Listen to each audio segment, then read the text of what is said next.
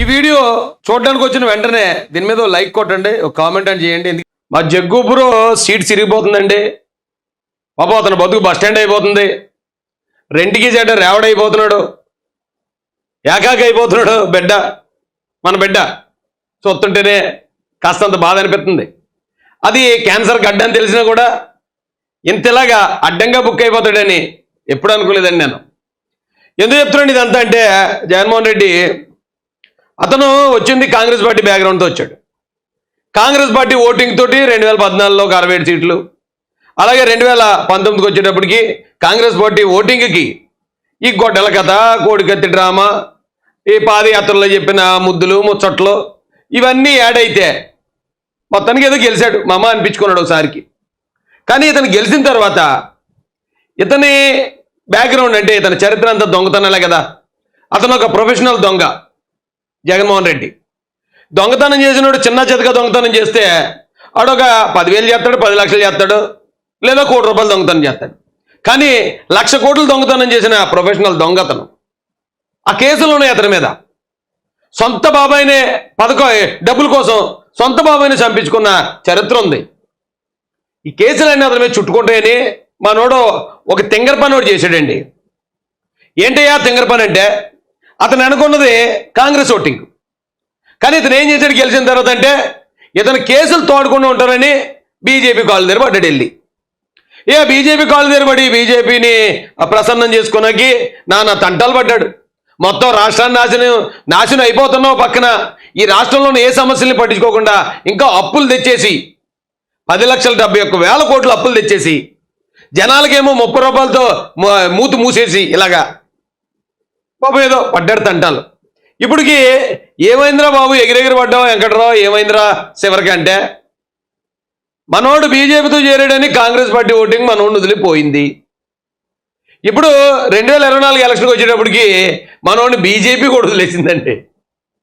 చాలురా నీ సేవలు మాకేగా తమ్ముడు, అన్నయ్య మీ సేవలు మాకు చాలు, నువ్వు పక్కన ఉండరా బాబు కాసేపని అన్ననే కూరలా కరేబాగులా తీసి పక్కన ఇట్టారండి వాళ్ళు.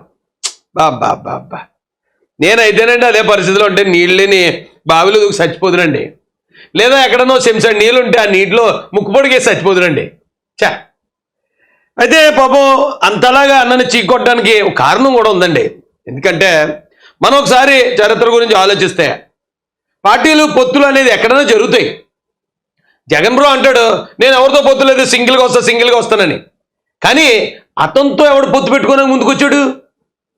మీరు చూడండి 2014 నుంచి పాపం జగన్ బ్రో 2014 తర్వాత 17లోనే ఎప్పుడో నంద్యాల ఉప ఎన్నికల్లో ఓడిపోయాడు మనోడు. ఆగిందా? నంద్యాల ఉప ఎన్నికల్లో ఓడిపోతే మనోడికి భయం వేసి కాళ్ళు చేతులు వణుకొచ్చి అమ్మ ఎలాగైతే 2019లో కూడా వెళ్ళా పవన్ కళ్యాణ్ గారిని ఏదో కొంచెం పొత్తు అడిగి రావచ్చు కదా అని పవన్ కళ్యాణ్ గారికి పొత్తు ప్రపోజల్ పంపాడాడు మనోడు. చెచ్చే నీలాంటి దొంగ కొడుతూ నాకు పొత్తు అతలబా అన్నాడు పవన్ కళ్యాణ్. ఆయన అసలు ముక్కుసూటి మనిషి కదా, ఏదో నుండి ముఖమే చెప్తాడు. మనోడు ట్రై చేశాడు, పాపం ట్రై చేయకపోవటం కాదండి. అలాగే తెలంగాణలో కూడా సిపిఎంతో పొత్తు పెట్టుకున్నాడట 2014 ముందు 14 తర్వాత. కానీ రాను పార్టీలన్నీ మనోడిని వెలేస్తాయి. ఇతని క్యారెక్టర్ మంచిది కాదు. అధికారం కోసం డబ్బు కోసం సొంతోళ్ళని చంపుకుంటాడు. ఒకవేళ అధికారం ఇస్తే రాష్ట్రాన్ని దోచుకుని 1,00,000 కోట్లు సంపాదించుకుంటాడు. ఇలాంటి వాడితో పొత్తు మనకు సరిగాదరా బాబు అని ఎవడో పొత్తు పెట్టుకోలేదు అన్నతోటి. అయితే ఇప్పుడు వచ్చిన మరి బీజేపీ ఎన్నాళ్ళు బీజేపీ మనోడిని ఎందుకు మెయింటైన్ చేసింది? ఎందుకంటే రాజకీయ నాయకులు ఉంటారండి. రాజకీయ నాయకుల దగ్గర అన్ని రకాల మనుషులు ఉంటారు. డబ్బులు ఖర్చు పెట్టుబడి పెట్టే వాళ్ళు ఉంటారు, అలాగే మేధావులు ఉంటారు, డైరెక్ట్గా ముందుకెళ్ళి మాట్లాడే అధికార ప్రతినిధులు ఉంటారు, ఇలాగ అందరూ ఉంటారు. వాళ్ళతో పాటు చోటా మోటా ఈ సెటిల్మెంట్లు చేసే బ్యాచ్ని కూడా మెయింటైన్ చేస్తారు. ఎందుకని పని చేస్తారు కదా. ఒకవేళ ఎవడన్నా పార్టీ మీదకి వస్తున్నాడు, దమ్కి ఎత్తున్నాడు, వాడికి ఒక కోటరీజరు వెళ్ళరా అంటాడు, అడ్డు నిలబడతాడు. కానీ ఇలాంటి పనులు చేసే వాళ్ళని ఎప్పుడు కూడా పబ్లిక్గా వాళ్ళతో కలిసిమెలిసి తిరగరు. వాళ్ళని ఎక్కడో చీకట్లో ఎప్పుడన్నా పని ఉంటే అరే ఆయన ఆ పాలన ఓడన్నాడు కదా రాత్రి 11:30 వచ్చి కాలమని ఎవడు చూడకుండా అంటారు. అంటే అలాంటి వ్యక్తుల్ని రహస్యంగా మెయింటైన్ చేస్తారు. ఇక్కడ మా జగన్ బ్రోను కూడా అలా మెయింటైన్ చేసిందండి బీజేపీ. ఈ చోటా మోటా క్రిమినల్స్ ఉంటారు కదండి, చిన్న చితక పనులు చేసేవాళ్ళు, అలాంటి వాళ్ళని ఎలాగైతే మెయింటైన్ చేస్తారో రాజకీయ పార్టీలు, అన్ని రాజకీయ పార్టీలు, ఇది ఓన్లీ బీజేపీని ఒకటిని అంటలే, అలా ఇతన్ని ఆ చోట మోట క్రిమినల్ లాగా జగన్మోహన్ రెడ్డి ఉన్నాడు కదా, ఇప్పుడు అందరూ పబ్లిక్లో వద్దు, అతనితో మన పొత్తుగిత్త అలాంటివి ఏమీ లేవు, ఎప్పుడన్నా అవసరం వస్తే ఇస్తున్నాడు కదా సపోర్ట్ తీసుకోండి, అంతే అంతే తప్ప అతనితో మనకేమీ సంబంధాలు లేవు. అతనితో మన సంబంధాలు పెట్టుకున్నామంటే ఈ 100 సంవత్సరాల చరిత్ర కలిగిన ఆ పార్టీ, దానికి దాదాపు బీజేపీకి 100 సంవత్సరాలు లేకపోవచ్చు, కానీ ఆర్ఎస్ఎస్కి 100 సంవత్సరాలు ఉంది చరిత్ర. మనకి మన ఈ లెగసీ అంతా నాశనం అయిపోద్ది. అరే ఏడ్రా ఎంత చెప్తారు, ఎన్ని నీతులు చెప్తారు, దొంగడితో కలిశారంటారు ఏంటని వాళ్ళు సిగ్గుపడ్డారండి. సిగ్గుపడి ఇండైరెక్ట్గా మనోడిని మెయింటైన్ చేశాడు. ట్రీట్ మీ లైక్ ఏ గర్ల్ ఫ్రెండ్ అన్నట్టు ట్రీట్ చేశారు, ఒక గర్ల్ ఫ్రెండ్ లాగా, ఒక కీప్ లాగా, ఒక అలాగనమాట. అంటే అది అక్రమ సంబంధం. సక్రమ సంబంధం. ఇప్పుడు భార్య ఉందండి, పబ్లిక్గా ఆవిడతోటి సినిమాకి వెళ్తాం, షికార్కి వెళ్తాం, లంచ్కి వెళ్తాం, ఎక్కడికైనా టూర్కి వెళ్తాం. కానీ కొంతమంది ఉంటారు, మా అంబటి రాంబాబు గారు అంటోళ్ళు, ఆడు పులిహోర బ్యాచ్ని మెయింటైన్ చేస్తాడు, అంటే అక్రమ సంబంధాలు ఉంటాయి. వాళ్ళని తీసుకుని డైరెక్ట్గా తిరగలరా అన్నను కూడా బీజేపీ అలా చూసిందండి. ఒక తెలుగుడుగా ఓ పక్కన బాధేస్తున్నా, మరో పక్కన రాష్ట్రం బాగుపడుతుందని ఆనందపడుతున్నానండి నేను. జగన్ రెడ్డి అనే వ్యక్తి అబ్బాబే అలాంటి మేము ఎంటర్టైన్ చేయలేము. ఒకవేళ అతను మాకు డబ్బులు ఇచ్చినా, అతను ఎంపీలతో సపోర్ట్ ఇచ్చినా, ఏమి ఇచ్చినా కూడా అతను మేము ఎంటర్టైన్ చేయలేము.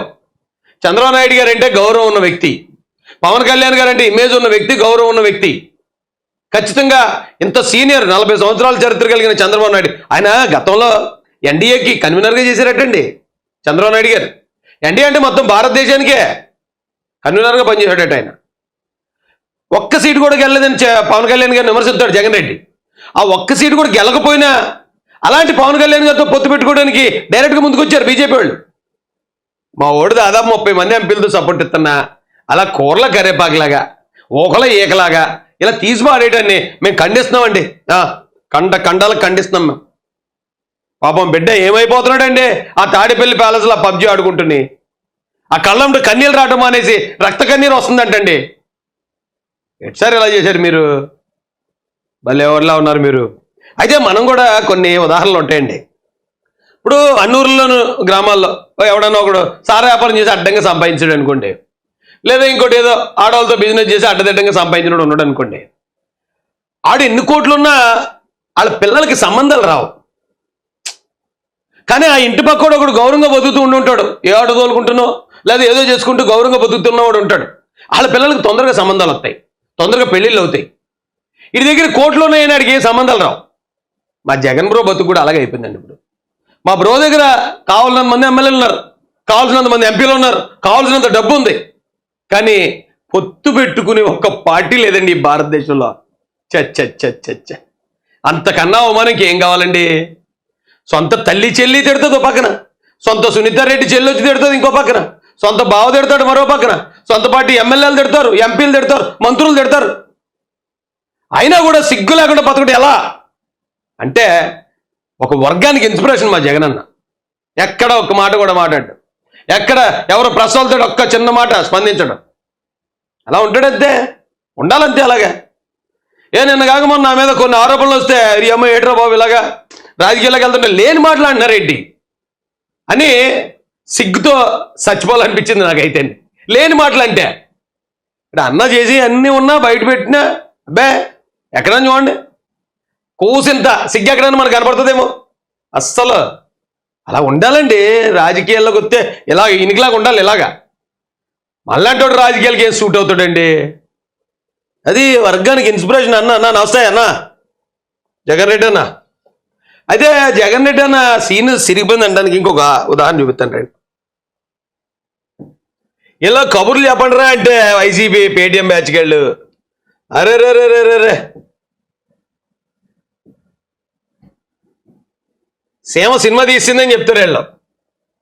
ఏమంటే ఈయన పేరు జగన్మోహన్ రెడ్డి, ఈయన పేరు గొల్లపల్లి సూర్యరావు, ఈయన పేరేమో కేసినేని నాని గారు, మరి ఈయన ఎవరో నాకు తెలీదు.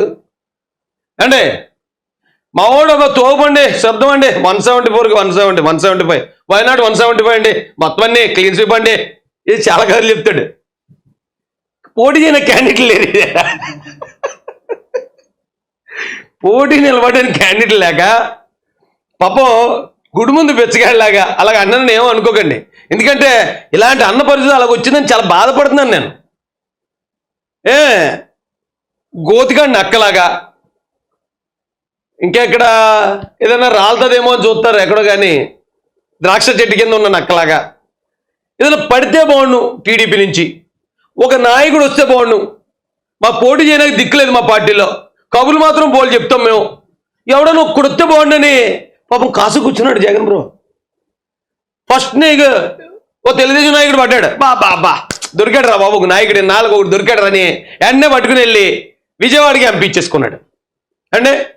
తర్వాత ఇంకో నాయకుడు పడ్డాడు, మరి సూపర్ రా బాబు అని ఆయన తీసుకుని వెళ్ళి రాజోలు ఎమ్మెల్యే క్యాండిడేట్ అట. మరి సిగ్గేయట్లేదరా వైసీపీ వాళ్ళు మీకు? వైసీపీ నుంచి చాలా మంది వచ్చారు టీడీపీలోకి, వారందరికీ సీట్ అకామిడేట్ చేసే పరిస్థితిలో టీడీపీ లేదు. ఎందుకంటే ఇప్పుడున్న నాయకులు చాలామంది వెనక్కి తగ్గి త్యాగం చేయాల్సి వస్తుంది.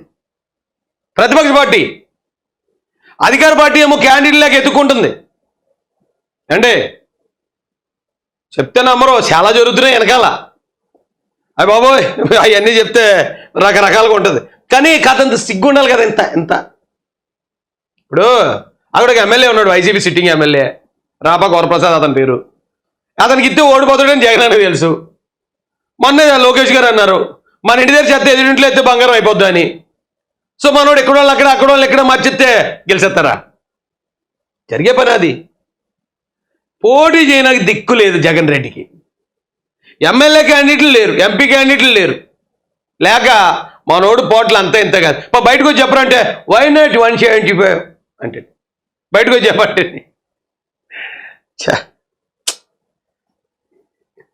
బాధేస్తుందండి. అన్న ఎంత బతికి ఇలా కూరలో కరివేపాకు అయిపోతే నాకు చాలా అంటే అసలు చాలా బాధేస్తుందండి బాబా. అంటే